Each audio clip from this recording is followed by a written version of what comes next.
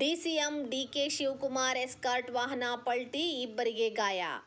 ಉಪಮುಖ್ಯಮಂತ್ರಿ DK Shivakumar escort ವಾಹನ ಪಲ್ಟಿಯಾಗಿ ಇಬ್ಬರು ಗಾಯಗೊಂಡ ಘಟನೆ ಶ್ರೀರಂಗಪಟ್ಟಣ ಬಳಿ ನಡೆದಿದೆ. ಗಾಯಗೊಂಡ ಸಿಬ್ಬಂದಿಗಳಿಗೆ ಮೈಸೂರಿನ ಸುಯೋಗ್ ಆಸ್ಪತ್ರೆಯಲ್ಲಿ ಚಿಕಿತ್ಸೆ ನೀಡಲಾಗುತ್ತಿದೆ.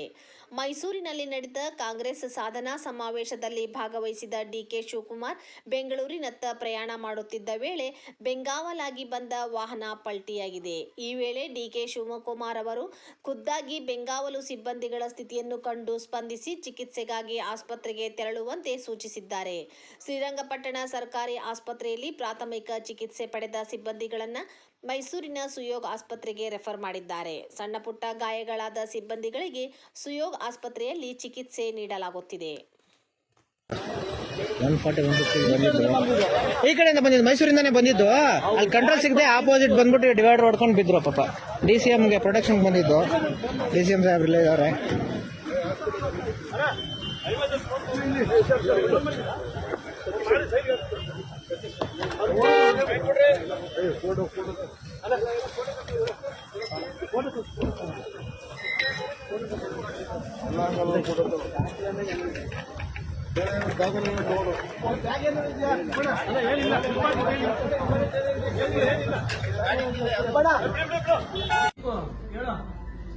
ಎಲ್ಲರೂ ಚೆನ್ನಾಗಿದ್ದೀವಿ. ಯಾರಿಗೂ ಯಾವುದೇ ತರ ತೊಂದರೆ ಇಲ್ಲ.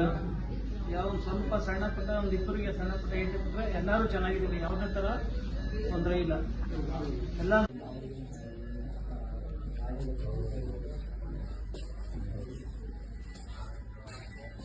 ಕಾಲ ಮೇಲೆ ಇರುತ್ತೆ ಫುಲ್ ನೋವಿದೆಯಲ್ಲಿ ಇಲ್ಲ ಅಲ್ಲ ಎಲ್ಲಿ ಬರ್ತಿದೆ ನಾವು